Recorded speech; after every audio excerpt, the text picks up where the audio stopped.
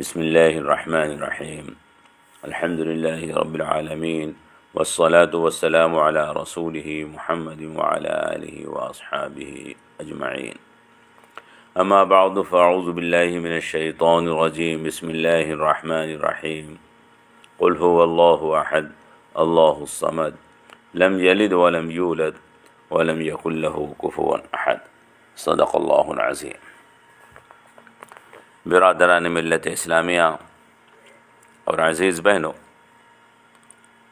اللہ کے رسول صلی اللہ تعالی علیہ وسلم نے لوگوں کے سامنے دین کی دعوت کا کام جب شروع کر دیا اور کافروں میں بے چینی اور اضطراب پیدا ہوئی، اللہ کے رسول صلی اللہ تعالی علیہ وسلم نے بتوں کا انکار کیا، اللہ کے ساتھ شرک کو منع کیا اور اللہ کی ذات کے اوپر یقین کرنے کو بار بار مشرکوں کے سامنے پیش کیا اور کہا کہ آپ کہہ دو، اللہ کا یہ ارشاد جناب رسول اکرم صلی اللہ تعالی علیہ وسلم نے لوگوں کے سامنے پیش کر دیا کہ اللہ وہ یکتا ہے، اللہ بے نیاز ہے، اس کے کوئی اولاد نہیں ہے، نہ وہ کسی کی اولاد ہے، اور اللہ کوئی اس کے برابر نہیں ہے۔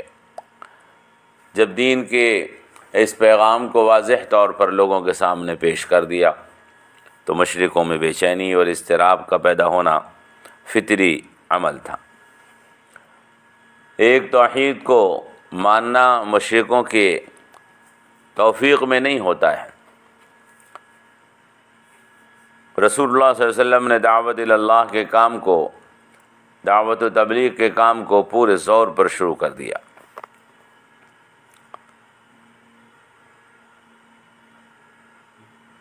مشرکین حضور کے چچا ابو طالب کے پاس گئے اور انہوں نے بھی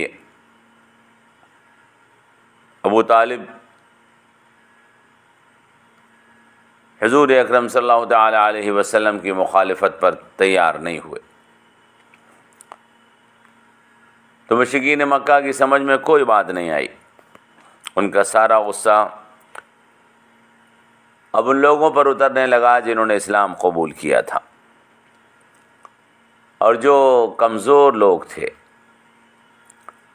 کھسیاہٹ میں، جھنجھلاہٹ میں اور غصے میں وہ ان مسلمانوں کو ستانے لگے کہ جنہوں نے کلمہ توحید لا الہ الا اللہ محمد رسول اللہ کا اقرار کیا تھا۔ ہر قبیلہ اور ہر خاندان اپنے میں سے ان لوگوں کے اوپر ظلم ڈھانے لگا کہ جنہوں نے اسلام اور ایمان قبول کیا تھا۔ ہر طریقے کے ساتھ ستایا جانے لگا، مارا جانے لگا، بھوکا اور پیاسا رکھا جانے لگا، دھوپ اور گرمی میں جلنے کے لیے باندھ کر ڈال دیا جانے لگا، جھلسانے والی ریت کے اوپر اور جھلسا دینے والی دھوپ میں کمزور مسلمانوں کو پھینک دیا جاتا تھا، ان پر ظلم ڈھائے جاتے تھے۔ حضرت بلال حبشی رضی اللہ تعالی عنہ اسلام لا چکے تھے، ان کا مالک امیہ تھا۔ تپتی ہوئی دوپہر میں وہ ان کو باہر لاتا اور ان کو زمین کے اوپر لٹا دیتا اور ایک بہت بڑا پتھر ان کے سینے کے اوپر رکھ دیتا اور پھر کہتا کہ تم اسی حالت میں رہو گے جب تک محمد کا انکار کر دو۔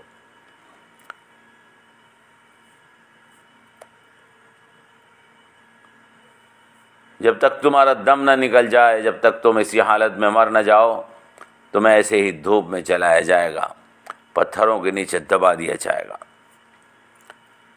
تم واپس ہمارے بتوں کی پرستش کرو، لات اور عزیٰ کو خدا مانو۔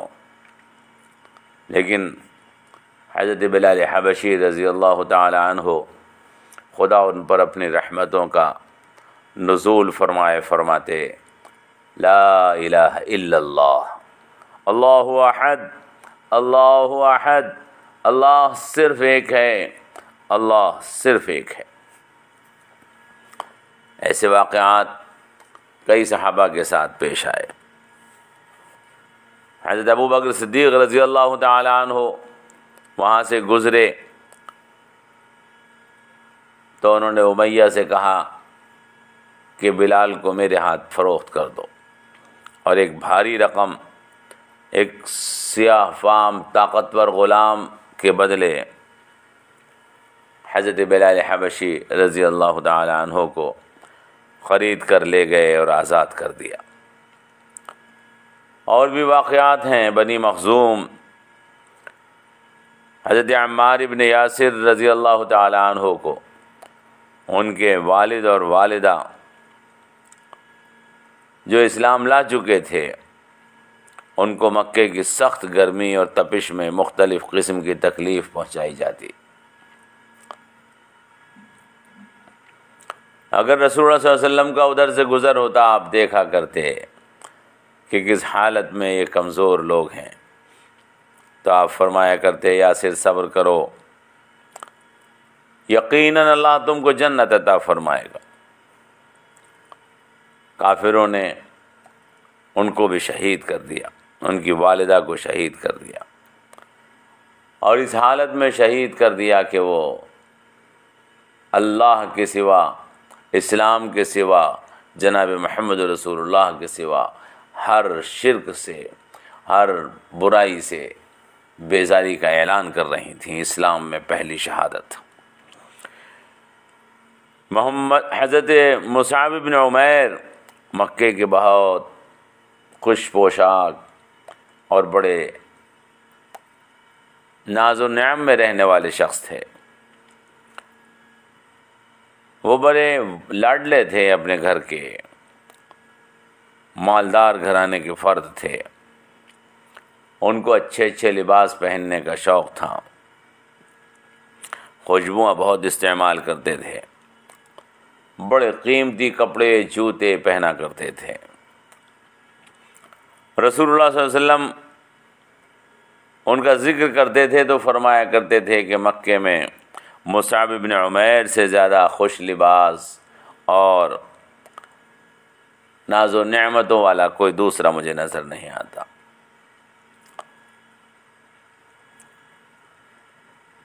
حضرت مصعب بن عمیر کو یہ اطلاع ملی کہ اللہ کے رسول نے ان کی تعریف کی ہے، تو آئے دار ارقم میں، حضور کی بات سنی، سمجھ میں آ گئی، اسلام قبول کر لیا،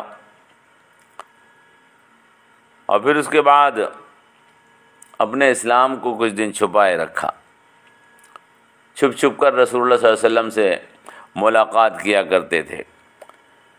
عثمان ابن طلحہ ایک شخص تھے، انہوں نے ایک دفعہ نماز پڑھتے ہوئے دیکھ لیا، ان کی والدہ کو جا کر خبر دی کہ یہ تو مسلمان ہو گیا ہے۔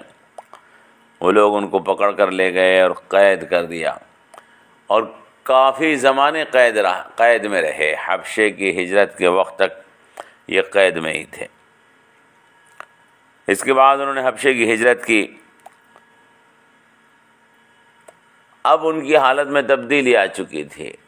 وہ جو ناز و نعمت کے اور ریشمی لباس کے پہننے والے تھے، وہ ایک کھدڑا کپڑا پہنے ہوئے حضور اکرم صلی اللہ علیہ وسلم کی خدمت میں حاضر ہوتے تھے۔ اور بھی واقعات پیش آئے۔ بعض مسلمان ایسے بھی تھے جنہوں نے کافروں کی پناہ لے لی تھی، اور کافروں نے ان کو تحفظ دے دیا تھا کہ تمہیں کوئی نہیں ستائے گا۔ مکے کے بڑے سرداروں اور بااثر مالداروں کی پناہ میں تھے۔ عثمان ابن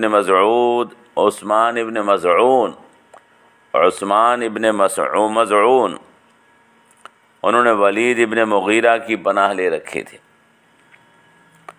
لیکن ایک دن بیٹھے بیٹھے خیال آیا کہ میں کافر کی پناہ میں کیوں جاؤں، میں تو اللہ کی پناہ میں رہوں، اللہ کے رسول کی حفاظت میں رہوں، پھر جو بھی ہو دیکھا جائے گا۔ اور جا کر کہہ دیا اپنے پناہ دینے والے ولید بن مغیرہ سے کہ اب مجھے کوئی خواہش نہیں ہے کہ تم میری حفاظت کرو، میں تمہاری حفاظت کو چھوڑتا ہوں اور اللہ کی پناہ میں آتا ہوں۔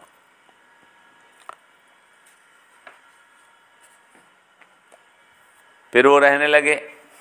پھر کسی بات کے اوپر مشرکوں سے کچھ جھگڑا ہوا، ان سے لڑائی ہو گئی، انہوں نے مارا، ایک آنکھ پھوٹ گئی. ولید بن مغیرہ جس نے ان کو پناہ دے رکھی تھی، اس نے دیکھا کہ آنکھ پھوٹی ہوئی ہے. اس نے کہا کہ دیکھو، ولید بن مغیرہ نے کہا دیکھو میں نے تمہیں پناہ دے رکھی تھی، اے عثمان میں نے تمہیں پناہ دے رکھی تھی تو کسی نے کچھ نہیں کیا تھا، اب تم نے میری پناہ چھوڑ دی تو دیکھو تمہاری آنکھ پھوٹ گئی. پہلے تم زیادہ مضبوط پناہ میں تھے. حضرت عثمان ابن مظعون نے جواب دیا کہ اللہ کی قسم، وہ آنکھ جو پھوٹ گئی ہے میں یہ چاہتا ہوں جو نہیں پھوٹی ہے وہ بھی ایسے ہی اللہ کے لیے پھوٹ جائے. مجھے آنکھ کا پھوٹ جانا پسند ہے کسی کافر کی پناہ میں رہنے کے مقابلے میں. اللہ وہ زیادہ بڑی عزت والا اور اقتدار والا ہے اے ولید بن مغیرہ تم سے. حضرت عثمان ابن عفان رضی اللہ تعالیٰ عنہ، انہوں نے اسلام قبول کر لیا. ان کے چچا حکم ابن ابی العاص ابن امیہ نے بڑی مضبوطی سے ان کو باندھ دیا. اس کے بعد کہا کہ تم اب اپنے آباء و اجداد کا، اپنے بزرگوں کا دین چھوڑ گئے ہو. خدا کی قسم میں اس وقت تک تمہیں نہیں کھولوں گا جب تک تم اپنے اس نئے دین کو چھوڑ کر پرانے دین میں واپس نہیں آ جاؤ گے. حضرت عثمان نے کہا اللہ کی قسم میں اسلام کبھی نہیں چھوڑوں گا، چاہے تم جو بھی میرا کر لو، میں مر جاؤں گا لیکن دین نہیں چھوڑوں گا.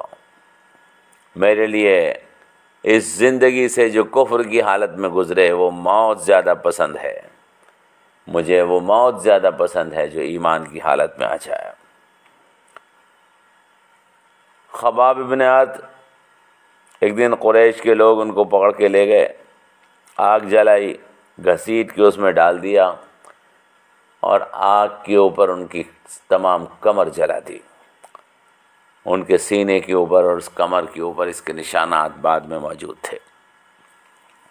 اور بھی بہت سے واقعات پیش آئے جو کافروں نے اسلام سے روکنے کے لیے مسلمانوں کے اوپر ڈھائے. ایک طرح کی موب لنچنگ تھی جو مسلمانوں کے ساتھ مکے میں کی جا رہی تھی.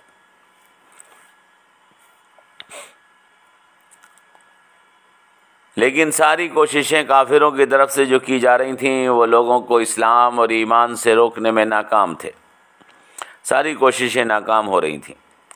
کوئی ایک شخص بھی ایسا نہیں تھا کہ جنہوں نے ان کی کوششوں کے نتیجے میں اسلام کو چھوڑ دیا ہو. اب وہ سوچا کرتے تھے تدبیریں بیٹھ بیٹھ کر کے کیا کریں، لوگوں کو کیسے اسلام میں آنے سے روکیں، اور جو اسلام میں آ گئے ہیں انہیں کیسے اسلام سے واپس لائیں. حضور اکرم صلی اللہ تعالیٰ علیہ وسلم سے بھی بات کر کے دیکھ لی، وہاں سے بھی کوئی نرمی کا امکان نہیں تھا. حضور شرک اور بت پرستی سے لوگوں کو ایسے ہی نفرت دلا رہے تھے، توحید کی تعلیم دے رہے تھے، بتوں کی پرستش کو منع کر رہے تھے، اس میں ذرہ برابر نرمی دکھانے کو تیار نہیں تھے. تو اب مشرکین مکہ نے دوسرا پروپیگنڈا شروع کیا. جادوگری کے الزامات لگائے کہ یہ جادوگر ہیں، لوگوں کے اوپر جادو کر دیتے ہیں، لوگ ان کی بات میں ایسے آ جاتے ہیں کہ پھر اپنے دماغ کو، اپنے نفع کو، نقصان کو، سب کو بھول جاتے ہیں.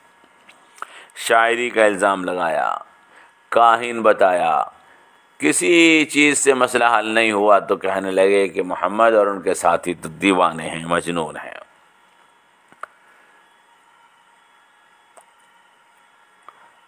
ان کا دین نہیں ہے بلکہ جنون ہے.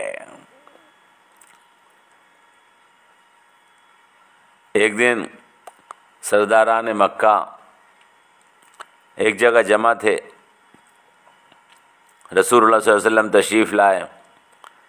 ان طواف آپ نے کیا خانہ کعبہ کے اندر، طواف کیا، کافروں کی طرف سے گزرے، انہوں نے جملے پھینکنے شروع کر دیے، طنز کیا، اوہو یہ ہیں توحید کے ماننے والے، ایک اللہ کے ماننے والے یہ ہیں۔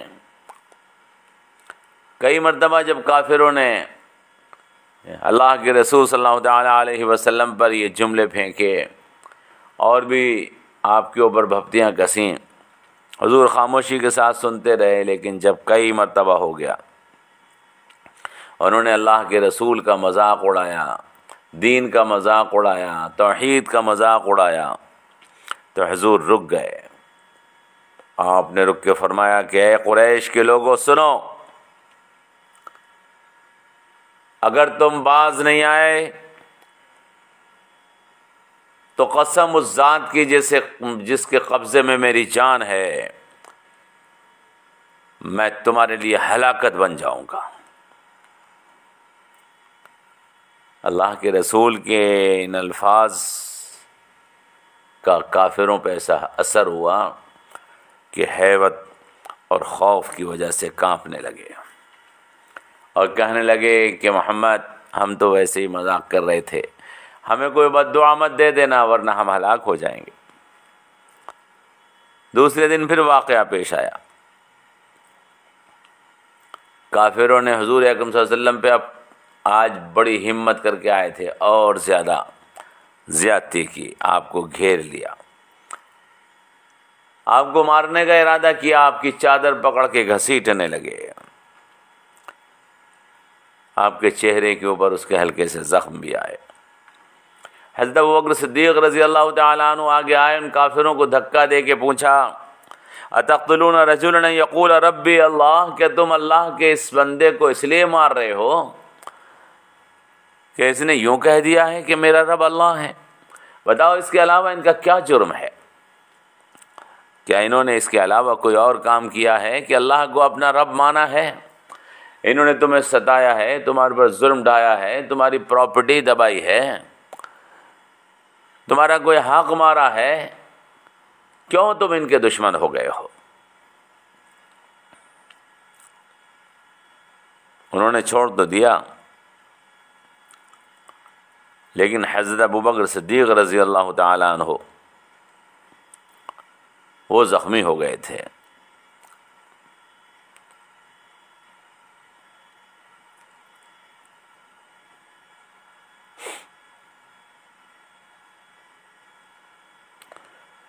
ایک دن رسول اللہ صلی اللہ علیہ وسلم باہر آئے تو دن بھر سخت اذیتوں اور کافروں کی طرف سے پہنچائی گئی تکلیفوں کا اثر تھا۔ ہر آدمی نے جو مکے میں ملا تھا اس نے حضور کے اوپر کوئی جملہ پھینکا تھا، آپ کے ساتھ کوئی زیادتی کی تھی۔ آپ گھر پہ تشریف لائے، چادر اوڑھ کر لیٹ گئے، دل کی کیفیت عجیب سی ہو رہی تھی۔ میں لوگوں کو اللہ کی طرف بلا رہا ہوں، انہیں جھوٹے معبودوں سے بچانے کی کوشش کر رہا ہوں، میں ان کو دنیا اور آخرت کی نجات اور کامیابی کی راہ دکھا رہا ہوں، کیا ہو گیا ان کو کہ یہ میرے دشمن ہو گئے ہیں؟ جبرائیل آ گئے، آنے کے بعد وحی نازل ہوئی، یا ایھا المدثر قم فانذر وربک فکبر وثیابک فطہر والرجز فاہجر ولا تمنن تستکثر۔ انشاءاللہ اگلے درس میں ہم اس وحی کا مطلب آپ کے سامنے پیش کریں گے۔ یا ایھا المدثر، اے چادر میں لپٹے ہوئے، قم فانذر، کھڑے ہو جائیے اور لوگوں کو ڈرائیے، وَرَبَّكَ فَكَبِّرْ، اور اپنے رب کی بڑائی بیان کیجیے، وَثِيَابَكَ فَطَهِّرْ، اور اپنے کپڑوں کو صاف کر لیجیے، وَالرُّجْزَ فَاهْجُرْ، اور گندگی سے دور رہیے، وَلَا تَمْنُن تَسْتَكْثِرْ، اور زیادہ کرنے کے لیے کسی پر احسان مت جتائیے۔ انشاءاللہ اگلے درس میں آپ کے سامنے ان آیات کا مطلب بیان کریں گے، اور امید یہ ہے کہ آپ قرآن کی اس مؤثر وحی کا مطلب اگلے درس میں سمجھیں گے۔ حضور اکرم صلی اللہ تعالی علیہ وسلم پر یہ وحی ایسے حالات میں نازل ہوئی۔ ایک دن حضرت ابو بکر لوگوں کو دین سمجھا رہے تھے، توحید بتا رہے تھے، اللہ اور اس کے رسول کی طرف دعوت دے رہے تھے۔ مشرکین مکہ حضرت ابو بکر صدیق رضی اللہ تعالی عنہ پر ٹوٹ پڑے۔ عتبہ ابن ربیعہ جوتوں سے آپ کو پیٹنے لگا، چہرے پہ جوتے مارے اس نے۔ بنو تمیم حضرت ابو بکر صدیق رضی اللہ تعالی عنہ کو اس حالت میں دیکھا، انہوں نے حضرت ابو بکر اس زخموں سے چور چور پڑے ہوئے تھے۔ وہ سمجھے کہ شاید ان کا انتقال ہو گیا ہے،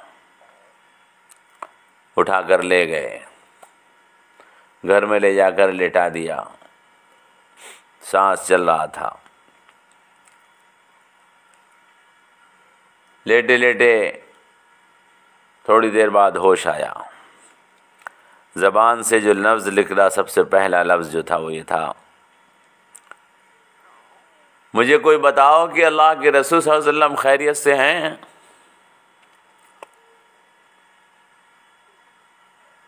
کوئی ساتھ میں موجود تھا؟ اس تکلیف اور پریشانی کی حالت میں ہوش آنے پر زبان سے پہلا جو لفظ نکلا تھا وہ یہ تھا، برا بھلا کہنا شروع کر دیا کہ اپنی تکلیف نہیں دیکھتا، دیوانہ ہو گیا ہے، اب بھی محمد کی فکر ہے۔ ام جمیل ایک صحابیہ ہیں، وہ اسلام لا چکی تھیں، انہوں نے سنا کہ حضرت ابوبکر صدیق رضی اللہ تعالیٰ عنہ ہوش میں آ گئے ہیں اور اس وقت بھی حضور کے بارے میں پوچھ رہے ہیں۔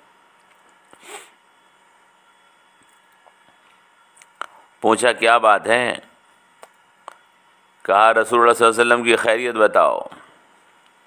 کہا ہلکے بولو، والدہ کھڑی ہیں، وہ سن لیں گی۔ انہوں نے کہا کوئی حرج نہیں ہے، مجھے حضور کی خیریت بتاؤ، اللہ کے رسول کی خیریت بتاؤ۔ انہوں نے کہا اللہ کے رسول ٹھیک ہیں، الحمدللہ۔ کہنے لگے قسم اللہ کی، جب تک میں رسول اللہ صلی اللہ علیہ وسلم کو اپنی آنکھ سے نہیں دیکھ لوں گا کچھ نہیں کھاؤں گا، جب تک آپ کی خدمت میں حاضر نہیں ہو جاؤں گا کچھ نہ کھاؤں گا نہ پیوں گا۔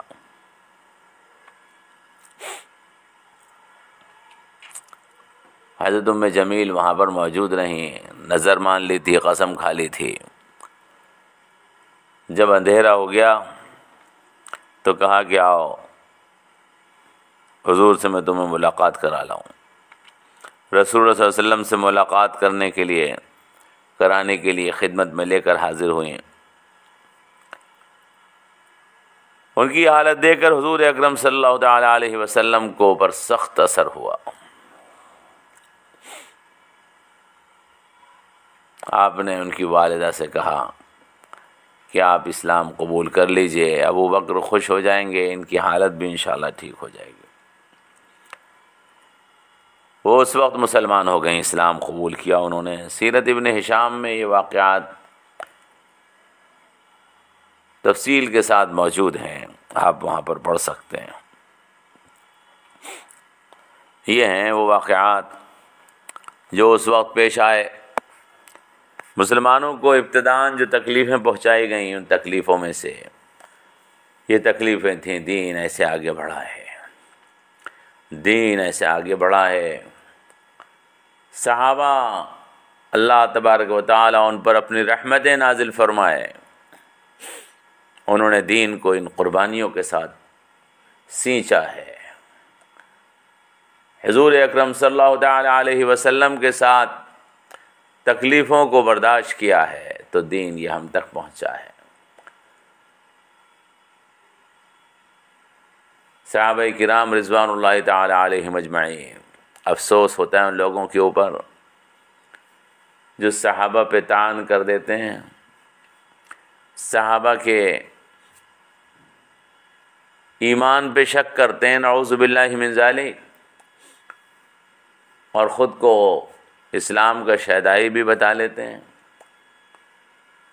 صحابہ کی عظمت کو پہچاننا ہے تو صحابہ کرام کی ان قربانیوں کو دیکھنا ہوگا جو دین کی خاطر ان لوگوں نے حضور اکرم صلی اللہ تعالی علیہ وسلم کے ساتھ رہ کر دی ہیں۔ صحابہ کی یہ جماعت اس زمین کے اوپر اللہ کی سب سے بہتر جماعت ہے۔ صحابہ کی یہ جماعت اس زمین کے اوپر انسانوں میں اللہ کی سب سے بہتر جماعت ہے۔ صحابی سے بدگمانی کفر ہے، صحابی سے بدگمانی کفر ہے۔ اللہ تبارک و تعالی ہمیں صحابہ کی ان قربانیوں کو اپنے سینے کے اندر محفوظ رکھنے اور یاد رکھنے کی توفیق عطا فرمائے۔ والسلام علیکم ورحمۃ اللہ وبرکاتہ۔